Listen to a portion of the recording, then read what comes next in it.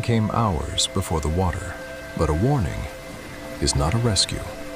It becomes one only when someone decides to act.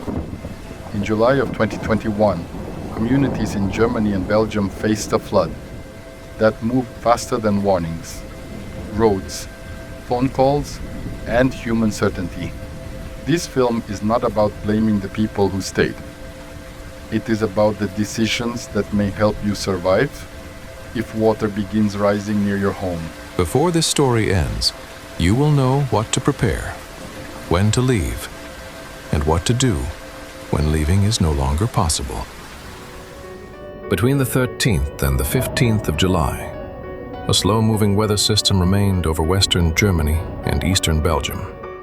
Some locations received more than 150 millimeters of rain in just 48 hours. In parts of Belgium, the totals were even higher. But rainfall alone does not explain what happened. The ground was already saturated. Water ran from the hills into narrow valleys. Small rivers and streams, normally seen as part of the landscape, became fast-moving channels. Roads, bridges, and houses occupied the same limited space as the water. And much of the most destructive flooding develops during the evening and the night. This is the first survival lesson.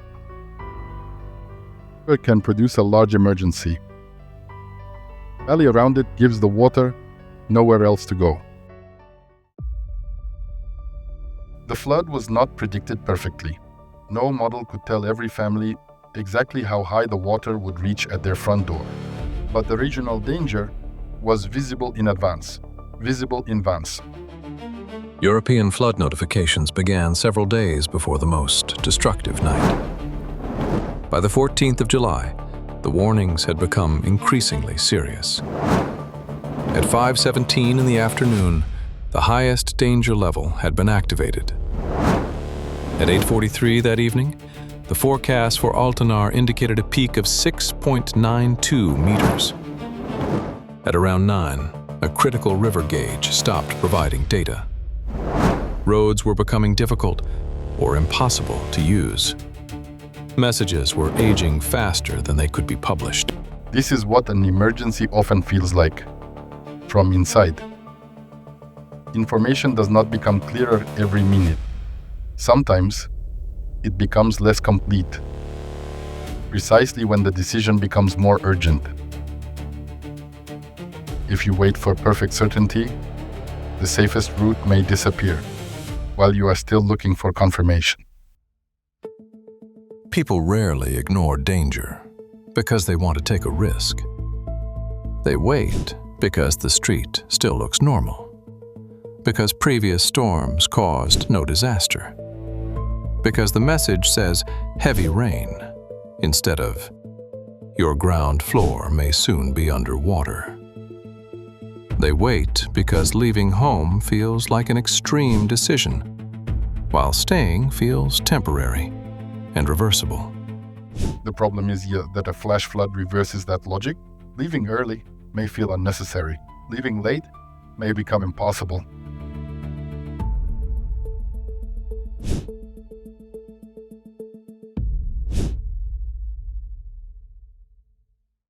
Flood preparation does not begin with buying equipment. It begins with one question. Where will you go if the lowest streets become unusable? Stream, canal, steep slope, or low point. Do not judge the risk only by the size of the waterway. Choose a destination on higher ground. It may be a public evacuation point, a relative's home, a hill, or a building clearly outside the flood zone. Plan 2 routes. A bridge, tunnel, or riverside road may be the first connection to fail. Walk or drive the route before an emergency. Determine how long it takes with a child, an older relative, or a pet. A route that exists only in your head is not yet a family plan. It is simply a thought, not a protocol. Everyone who may be at home needs to know it. Clarity is the foundation of your family's safety. And decide in advance what will make your family leave.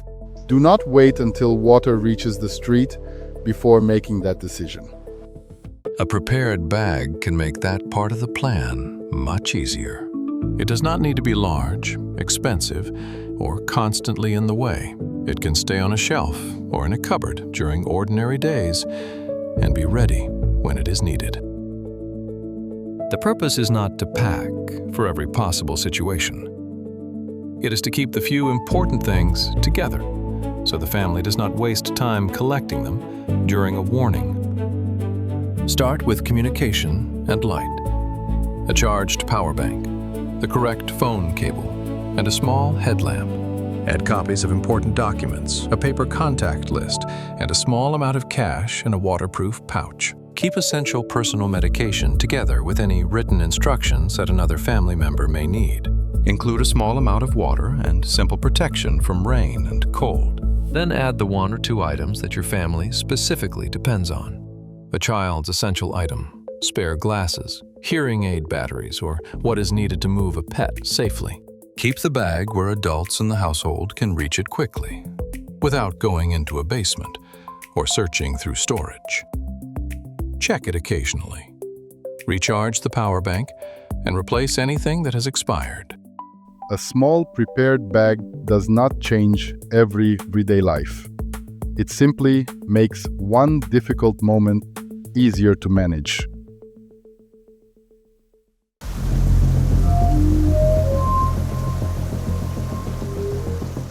If the warning arrives and the water has not yet reached your street, use that advantage. Confirm the information through official local sources, but do not spend the safe period scrolling through endless updates. Gather the people in the home. Put on solid shoes and weather protection.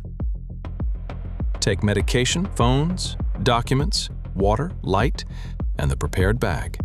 Send one short message stating who is with you, which route you are using, and where you intend to go. Text messages may succeed when long calls and data services become unreliable. If evacuation has been ordered, leave before water becomes visible on your road. Do not use the remaining time to pack furniture, electronics, photographs, or several days of clothing.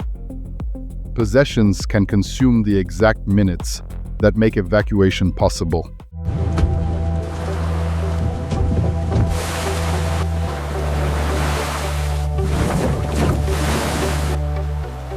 A vehicle can help during an early evacuation.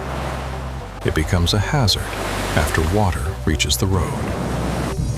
Depth is difficult to judge at night. Pavement may already be damaged beneath the surface. Moving water can push a vehicle sideways or trap it against debris.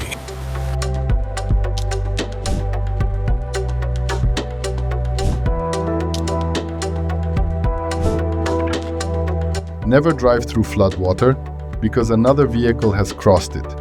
Their route may have changed the very next second. If water is already moving across the road, turn away and move toward a safer route or higher ground. Falling water does not make the area immediately safe. Buildings may be unstable. Electrical systems may remain energized or damaged. Floodwater may contain sewage, fuel, chemicals, broken glass, and other contamination. Do not return until local authorities permit it. Do not switch on wet electrical equipment. Do not drink tap water if officials have issued a restriction or a boil water notice. Photograph damage only from a safe position. The first inspection of a severely affected building should not become a second emergency. The flood of July 2021 was extraordinary, but the decisions that matter are simple enough to prepare now. First, know whether your home, road, and escape route are in low ground. Second, choose 2 routes to a safer elevation and 1 family meeting point. Third, prepare a small bag that removes delay. Fourth, decide in advance which warning will trigger action. Fifth, when water reaches the road or building, Abandon the car, the basement, and the possessions. 4. You see the water rising, do not wait. Move away from the flow immediately and head upward to higher safety.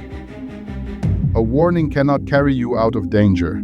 A plan can help you act while escape is still possible. Save these 5 decisions as a family checklist.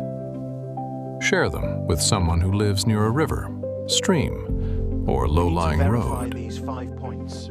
The safest moment to prepare is when the water is still, where it belongs.